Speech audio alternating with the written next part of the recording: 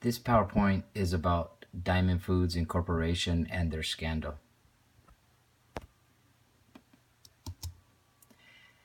In this PowerPoint, I'll analyze Diamond Foods scandal.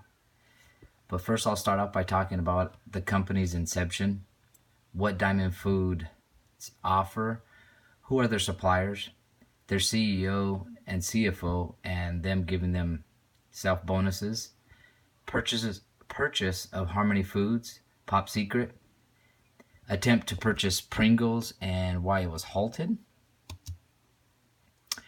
why they falsified financial documents, their stock shares rose dramatically, SEC, which stands for Security and Exchange Commission, investigates Diamond Foods, Mr. Mendez, the CEO, confesses and repays his bonuses, stock shares plummet once the information is released that Diamond Foods scandal, and Diamond Foods pays their penalties back, as well as getting sued by stakeholders and shareholders.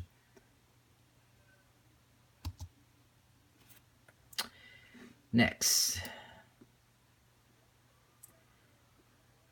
Diamond Foods inception and supplier. Diamond Foods was established in 1912 and provided walnuts.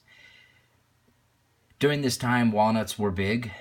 Walnuts were a great snack to eat. However, they were mainly used in bakery products such as cakes and cookies.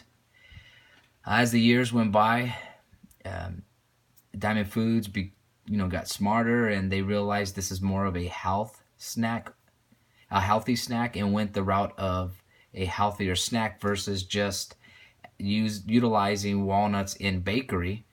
And they pretty much expanded globally later on, but throughout the United States, this became popular as a snack food. Diamond Foods used 2 farms in California because at that time in 1912, when they first started, California was one of the biggest producers of walnuts. In 1991, Michael Mendez joined Diamond Foods as the Vice President of International Sales and Marketing. In 1997, Mendez is promoted to CEO and turns Diamond Farms from a bacon ingredient to a healthier snack. From 2005 and on, Diamond Foods reported revenues higher than the last for the next 6 years. So in other words, every year they reported revenues, the next year was higher than the previous year. And this was done for 6 years until the scandal came out, and then it dropped. In 2006, Diamond Foods purchased Harmony Foods. 2008, Diamond Foods purchased Pop Secret popcorn. In 2008, this is when the CFO came aboard, Steve Neal. He was the executive vice president and CFO. In 2010, Diamond Food purchased Kettle Brand chips. The company started doing so well. They were doing extremely well. And in 2010, 2011, Mendez and Neal gave themselves bonuses of $2.6 million and $4.1 million for beating their EPS, which is the earning per share goal. In 2010, Diamond Foods attempted to purchase Pringles from Procter & Gamble, P&G. Diamond Foods offered P&G $1.5 billion in stocks and $850 million in cash.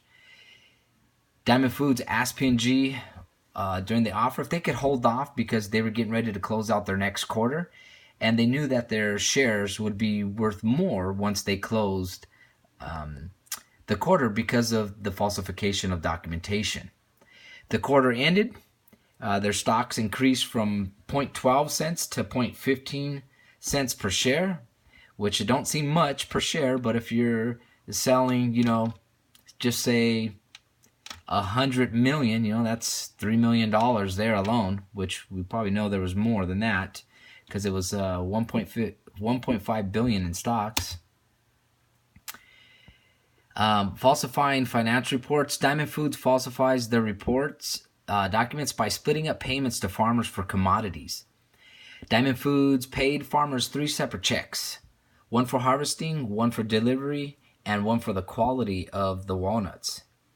The first two payments were paid in 1 year, and the third was paid in the next. What this did was it allowed Diamond Foods to report in the previous year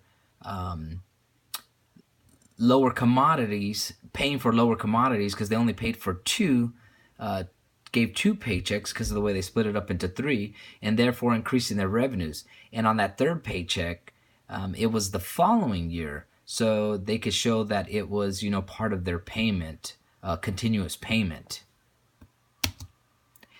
The stock rises in 2011 from $17 to $76 in July 2011. And then by the end of 2011, it rose another $16 at $92 a share. Wall Street Journal began to investigate this because it was a big jump, big increase in stock shares. The news then began to report it.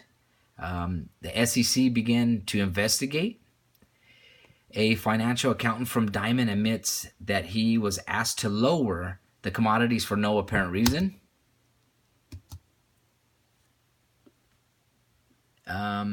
Stock shares plummet from $92 to $28 once the news is released of Diamond Foods falsifying their document. Mendez confesses to falsifying documents. Mendez repays his bonuses back. Diamond Foods was fined for falsifying the reports, and they were also sued by their stakeholders and shareholders. Conclusion. Because of Diamond Foods' unethical behavior, this cost the company millions of dollars and its reputation. Diamond Foods is now on the rebound, trying to build itself back up to its original business ethics. Self-dealing caused this company to go down. Diamond Foods needs to use the conscious capitalism theory. And this will conclude my PowerPoint presentation. Thank you.